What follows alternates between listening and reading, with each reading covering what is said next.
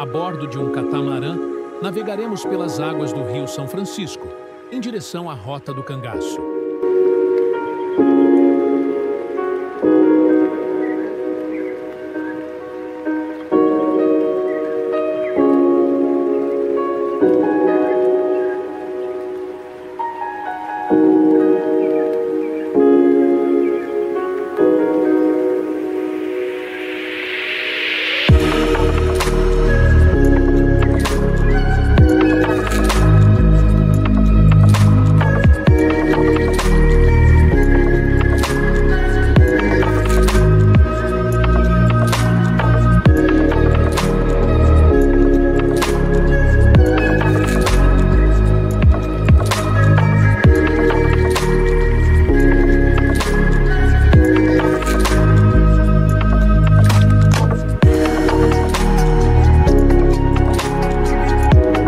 Chegamos ao restaurante Angicos.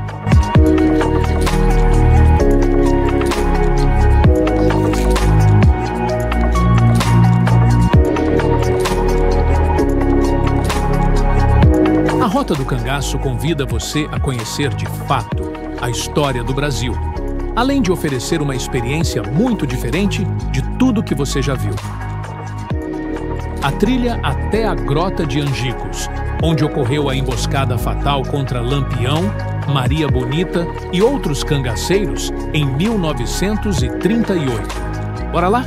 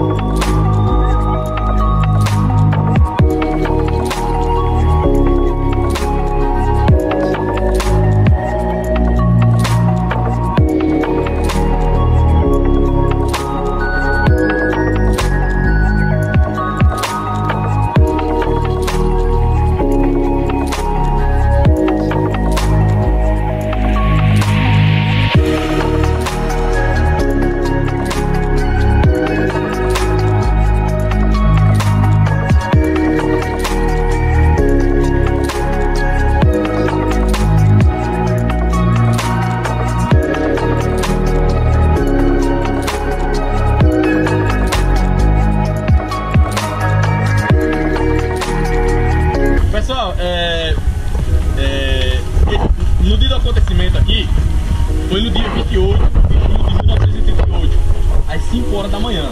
Então aqui tinha mais areia, era mais arenoso, só que esse riacho ele sai por erosões, é o riacho seco períneo, ele só sai com água das famosas épocas de trovoadas, muito intensas. Então a água veio, carregou a terra, deixando só as pedras. Esse buraco nessa gruta aqui, não é uma grota, ele, há 80 anos atrás, foi a morte do Lampião, uma pessoa de 1,5 m ficava ali confortável tranquilamente, certo? E era uma época de inverno, não estava chovendo, estava garoando. Também estava tomado por neblina no local. E agora vou falar do senhor Lampião. Virgulino Ferreira da Silva nasceu no dia 4 de julho de 1898, no sítio Passagem de Pedras, Vila Bela, hoje Serra Talhada, Pernambuco. Então, Lampião foi um pernambucano casado com uma baiana que morreu em Sergipe pela polícia da Costa. Um resumo mais amplo. O Lampião, ele consegue uma briga, ele, filho de Maria Lopes, seu José Ferreira, entre ele 11 irmãos. Só que os dois mais conhecidos, que entraram pro cangaço junto com ele no começo, Livino e Antônio. Só que eles conseguem uma briga, onde eles moravam, nas proximidades das fazendas, com seu melhor amigo de infância, o José Saturnino. Deu a entender que os Ferreiras eram ladrões de animais. Aí o José Saturnino vai lá, arma uma emboscada e planta bala nos irmãos. Pega de raspão na barriga do Antônio. O Livino e o Virgulino, para se vingar, vai se enfrentar ele. Ele não aguenta mais combater de frente com os três irmãos. O que ele faz? Vai até seu sogro, o coronel Benedito na época, seu nome de João Nogueira. E lembre-se, na época do banditismo, era normal matar. Os falava-se nem prender. Então, ele chega lá e dá o seguinte recado: meu sogro, Virgulino, Livino e Antônio são bandidos perigosos. Vou ficar chamando a forma de matá-los. O Lampião ficou sabendo disso, olha. Correu, pega a sua família e vem para o distrito de Santa Cruz do Deserto, Mata Grande, Alagoas. E aqui ele vai continuando sua vida. Só que no início do ano 1920, ele entra para um bando de cangaceiros chamado Cursinos, que já agia aqui em Alagoas. Surgiu da cidade chamada Cidade de Pariconha, deu início, né? E, só que eles eram fazendeiros, tinham dinheiro, né? Mas preferiam roubar do que trabalhar. Então o Lampião entra para o bando deles, mas só durou um mês. Por que o Lampião só durou um mês em bando de Cursinos? Porque o Lampião não era a favor das atrocidades que os Cursinos cometiam. Matavam, roubavam, estupravam, tanto o rico como o pobre. Então o Lampião não de acordo, ele sai, migra, vai até o Vale do Pajeú, perto dos cangaceiros Serra Talhada, Pernambuco. Lá ele entra como cangaceiro no bando do senhor Pereira. Nisso, o comissário de polícia alagoano Amarildo Pilar, junto com seu amigo, o tenente pernambucano, que atendia pelo nome José Luceno Albuquerque Maranhão, eles vão até Mata Grande, chegando lá não encontram o Lampião. Daí, encontra o pai do Lampião, que ao tentar correr, é um tiro nas costas dele pela boca da facada, no dia 18 de maio de 1921, sendo que a mãe do Lampião, a dona Maria Lopes, tinha morrido no dia 30 de abril daquele mesmo ano. Então, o Lampião perde o dois. Algumas pessoas contam que o Lampião entrou depois da morte do pai, então ele ainda é 1920, o pai morre em 1921. O Lampião diz o seguinte, quando ele fica sabendo da notícia da morte do pai, pelo que foi, o motivo, né, e da forma que diz, olha, até a partir de hoje, vou dedicar minha vida a me vingar dos policiais que causaram a morte do meu pai e vou matar até morrer. Vou abraçar de graça, Lampião, ele começou sua história. Em 1921 para 22, o senhor Pereira ele sofreu de reumatismo. As pernas já não acompanhavam o corpo depois da fuga. Então ele viu o Lampião, um rapaz bom, inteligente, destemido, bravado, né? Então ele resolve passar a chefia do bando para Lampião. Ele passa 30 homens ao bando de Lampião, vai até as terras do Goiás, onde ele lá mesmo falece. Nisso, o Lampião começa a sua história. Eu vou encurtar um pouquinho porque não vai dar tempo, beleza? Lampião ele andou nos 7 estados brasileiros nordestinos, sempre por divisas. Lampião ele era abrangido pela lei de divisas, criada na época pelo então presidente da República, Arthur Bernardes. O que dizia essa lei? Toda vez que um policial, estamos em Sergipe, né? Toda vez que um policial vai correndo aqui atrás de um bandido, o bandido chega às margens do rio, ele ó, atravessa pro outro lado, a polícia não podia não. Tinha que mandar um WhatsApp pro outro lado para poder continuar lá. Hoje em dia, o WhatsApp, o cara fala com a pessoa passa quase um dia para ele responder. Imagina naquela época, era na folha. Então o Lampião vivia disso. Aqui é Candeia São Francisco, aqui é Poço Redondo. Isso aqui é uma divisa. Então o Lampião tá aqui, o tiroteio começa ele pro outro lado. Alagoas, Sergipe. Aqui Candeia São Francisco, Poço Redondo, Sergipe. Então, ele vivia disso. Só que o Getúlio Vargas, ele deu o golpe para ele dar em 1930. E em 1935 ele cortou essa lei. As coisas começaram a dar errado para Lampião. Daí, Lampião, que sempre foi bravo, né? Mas não era doido. O exército já agia na Paraíba, no Rio Grande do Norte, em Pernambuco. Então ele vem para o local que ele se sentia mais seguro. Bahia, Alagoas, Sergipe. Lampião chega na Bahia em 1928, pela região das Cachoeiras. Vai até a fazenda Malhada da Caiçara. Chegando lá ele procura o sapateiro Zé Neném. Zé Neném, faça algo pra mim, alpargata, sapatos quadrados. Então, cada vez que o Lampião vai andando aqui, se a polícia chegava, não sabia se o Lampião estavam perdidos. E ele diz, mate um bode desse gordo que meu bando tá morrendo de fome. Zé Neném vai lá e quem vem se viu o bode? A esposa do Zé Neném. Só que eles estavam se separando, não moravam nem o mesmo da mesma casa. Maria Gomes de Oliveira. 1,5 metro de altura, cabelo liso, olhos verdes. Se apaixonou pelo homem, ela com 17 anos. Já Lampião, 1,76 de altura, moreno, magro. Tornozeiro quebrado de bala, era manco pro lado esquerdo. Cego do olho direito, já que ele perdeu a visão em 1925. Cabelo aqui. Cabelo batia aqui no ombro, todo trabalhado na Brilhantina, no Geofix. Ela se apaixonou, começaram um namorico. E em 1930 ela resolve entrar no cangaço pela pressão da polícia em descobrir o local que o Lampião estava. Daí, Maria Bonita teve 4 gestações, perdeu 3 abortos espontâneos e uma concluída. Em 17 de janeiro de 1932, nasce Expedito Ferreira da Silva, única filha do casal. Hoje, com 93 anos de idade, mora aqui em Aracaju. É viva até o dia de hoje, graças a Deus. Então, Lampião, que dizia o seguinte: Lampião dizia, não sou cantador de história, nem tempo para isso eu tenho. Mas Pernambuco e Bahia, passo rápido, não me demoro. Alagoas do Rio da Vera, Sergipe, do de Ciroulas. Por quê? Porque aqui está de casa. Lampião aqui em Sergipe, como cabo eleitoral, ele elegeu um governador do estado de Sergipe. Como foi isso? Olha. E quem votasse contra. O doutor Eronildo de Carvalho foi eleito governador aqui com o seu principal apoiador, Lampião.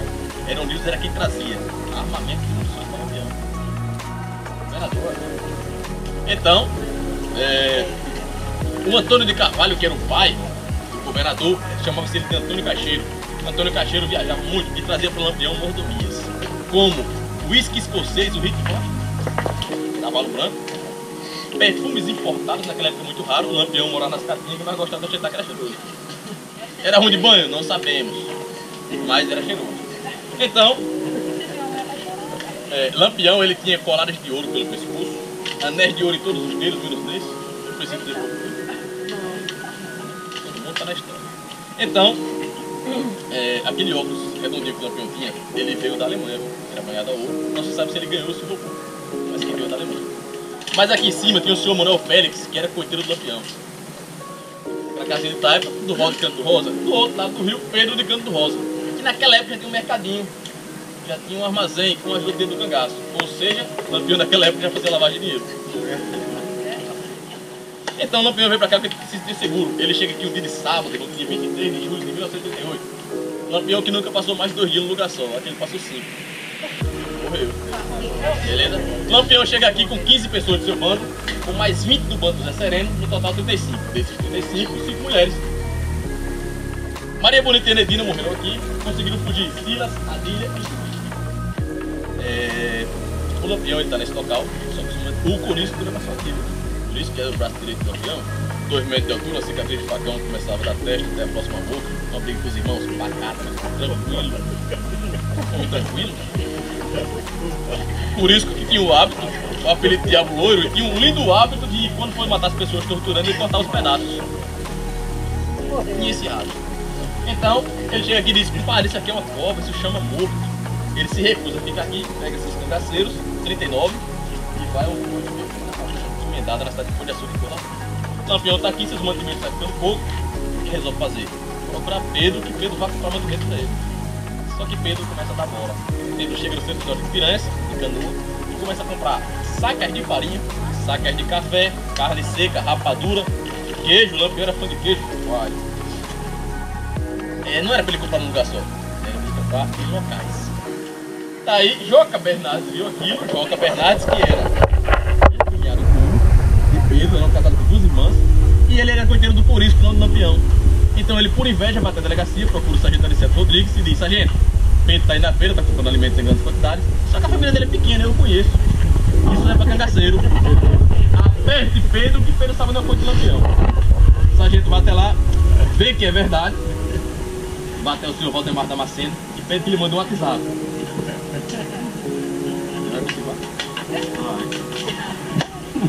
Pede que ele mande um telégrafo até a cidade de Pedras, hoje também Gouveia. Só que ele pode, porque Lampião atravessa esse caminho, ele roubava. Então, foi vítima da história. Então, ele mandou o WhatsApp, o Tenente João Bezerra se designa a Piranhas e ele, não satisfeito, ele vai até a feira. Chega lá, ele conta uma fake news. Pessoal, eu quero aqui um caminhão, eu quero botar 15 soldados e botar a cidade de Canapi e matar Lampião lá. Bota os soldados no caminhão e só lá dentro do território.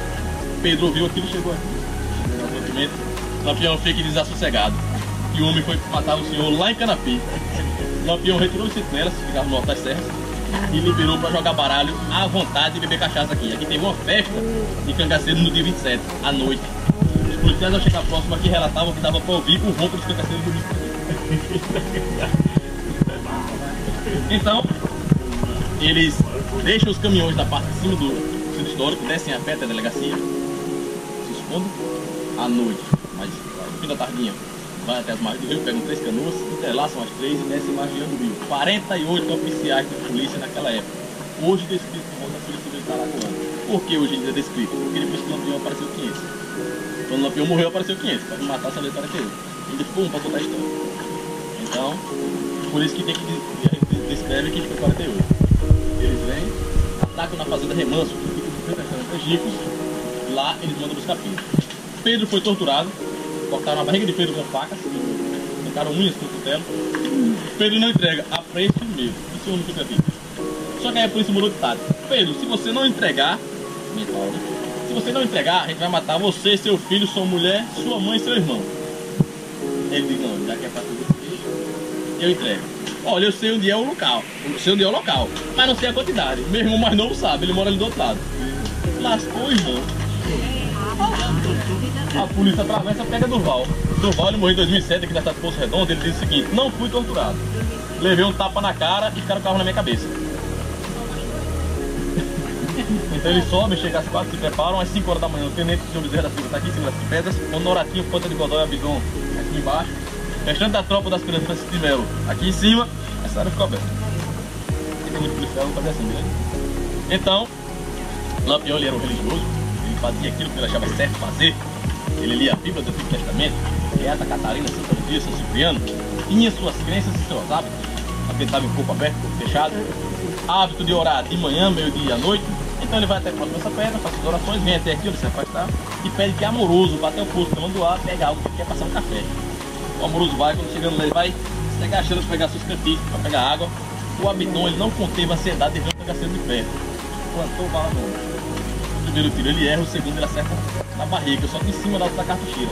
Ele cai no chão, se finge de morto, mas aí no capítulo tinha que avisar Lampião do que aconteceu. Com os estouros dos tiros, né?